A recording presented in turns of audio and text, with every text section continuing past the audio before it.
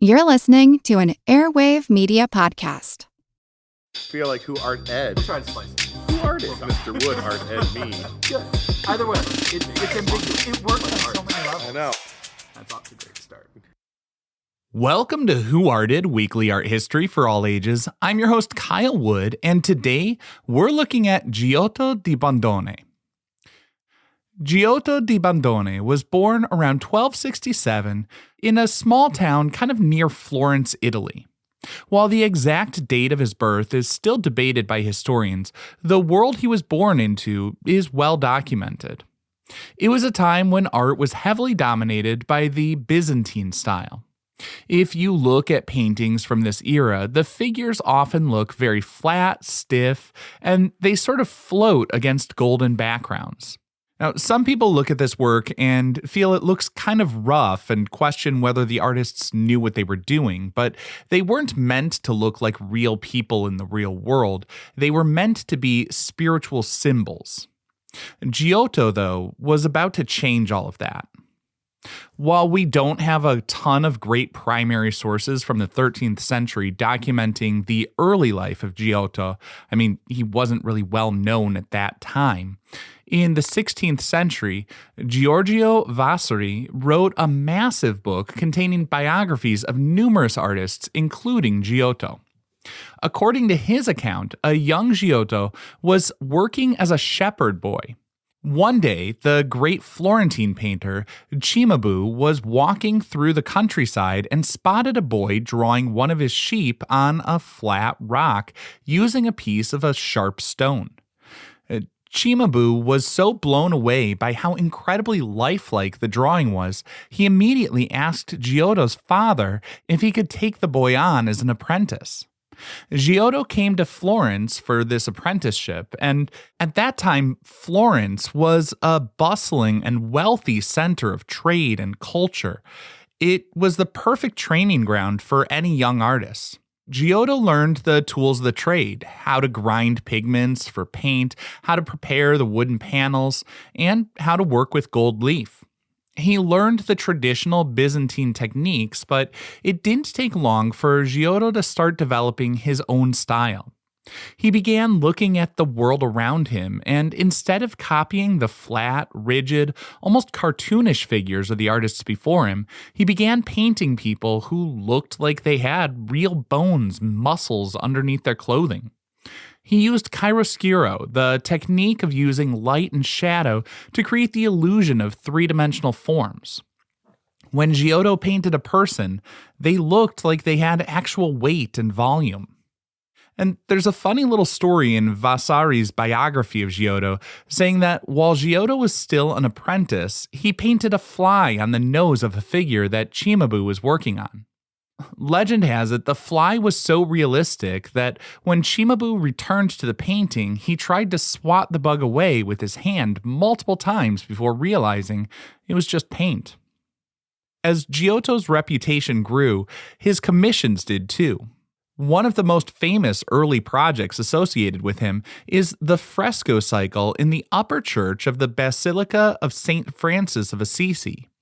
While art historians still argue today about exactly which scenes in Assisi were painted by Giotto himself and which were done by his workshop, the frescoes show a massive leap forward in visual storytelling and human emotion in the art world. Now, for those unfamiliar with frescoes, the artist would basically paint into wet plaster so the color soaks into the wall. It creates a bit of a time crunch because once you lay down the fresh plaster, the painting needs to be completed before the plaster sets. And while that can be challenging and stressful to create, the beauty of it is the work will stand the test of time because it's part of the wall itself rather than simply a top coat. And that's why we have some amazingly preserved works in churches. These frescoes will hold up for centuries, basically, unless something destroys the wall itself. Now, as his career continued, he got a number of other big commissions. One of his best-known masterpieces came a bit later in Padua, Italy. It's called the Scrovegni Chapel, or the Arena Chapel, completed around 1305. A wealthy banker named Enrico Scriveni hired Giotto to cover the entire inside of the chapel with frescoes. Scriveni's father was a notorious moneylenderer. It's a sin known as usury, which was considered so bad at the time that the poet Dante actually put Scriveni's father in his book, The Divine Comedy, where, Dante's Inferno, the exploration of the different circles of hell. Enrico built and decorated this chapel to atone for his family's sins and essentially buy his way into heaven. Giotto painted scenes from the lives of Mary and Jesus, but he painted them acting like real, relatable humans.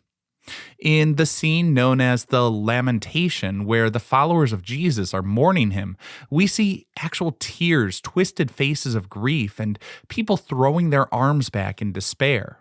Before Giotto, you just didn't see this kind of raw, relatable emotion in artwork. Giotto became highly sought after by the likes of the Pope or kings and dukes all over Italy. He traveled to Rome, Naples, and Milan to paint for the richest and most powerful people of his day. While there's a common stereotype of the starving artist, Giotto was actually a very savvy businessman. Historical records show he owned a lot of land, rented out looms to weavers, and was very wealthy. In 1334, the city of Florence appointed him to be the Magnus Magister, or the chief architect and master of the city's public works. He designed the bell tower for the Florence Cathedral. Giotto passed away in 1337, and many art historians who came after him look back and say his legacy really kind of changed the trajectory of all of Western art. He's often called the father of the Renaissance because he broke the strict, unnatural rules of the Middle Ages.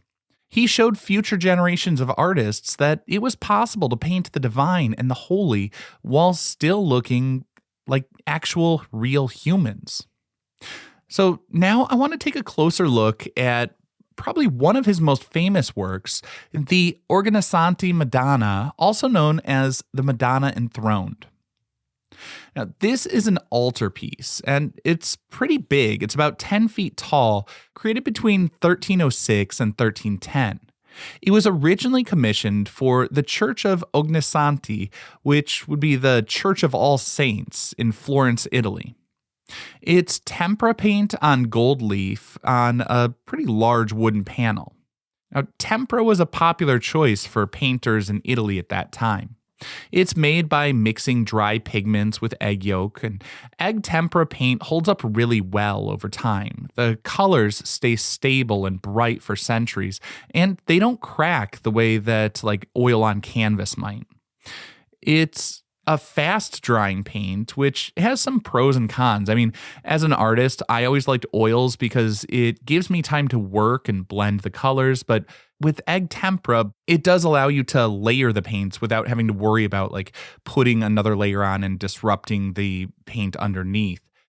In this painting, we see Mary sitting on a throne. She's holding the baby Jesus on her lap, and they're surrounded by a crowd of saints and angels. The background is a flat expanse of gold leaf, which was kind of the standard for religious art of the time to represent the heavenly realm. But what makes this painting stand out is what Giotto did with the figures. Mary isn't just a flat symbol. Her dark blue robe drapes realistically. You can actually see the shape of her knees underneath the fabric, giving her a sense of just physical volume. But if you look at the baby Jesus in the painting, let's be real, it looks a little strange. He's not like a normal, cute baby. He looks like a tiny, balding, middle-aged man. There was a medieval artistic convention known as the homunculus, which would translate to the little man. In medieval Christian thought, Jesus wasn't just a normal human baby who had to learn and grow. He was the divine savior, perfectly formed and unchanging from the moment he was conceived. Theologians believed that Jesus was born perfectly wise, holding all the knowledge of the universe, and so artists felt it would be disrespectful or inaccurate to paint him as a helpless, clueless infant. To show his divine, eternal nature, they painted him as basically a miniature adult, a little man who was already fully mature in his mind and spirit. So Giotto sticks with this homunculus tradition as Jesus sits upright. He's got one hand in a gesture of blessing, and, he's kind of acting more like an adult teacher instead of a newborn. But he still manages to inject a little bit of that human warmth into the scene. Mary's hand is gently wrapped around her child's leg, and it's a subtle interaction, but it sort of bridges that gap between strict theological symbolism and the normal bond between a mother and her son. By grounding sacred figures in reality and giving them physical presence, Giotto laid the foundation for the Italian Renaissance. He showed that artists could honor theological traditions like the little man Jesus while still using the observable truths of nature, gravity, and anatomy to tell a much more realistic and compelling story. This concludes this week's episode of Who Arted, part of the Airwave Media Podcast Network. If you found this tolerable, please leave a rating or review on your favorite podcast app. You can find images of the work being discussed this week and every week on social media at Who Arted Podcast on Twitter, Instagram, and TikTok, and of course on the website whoartedpodcast.com. Podcast done.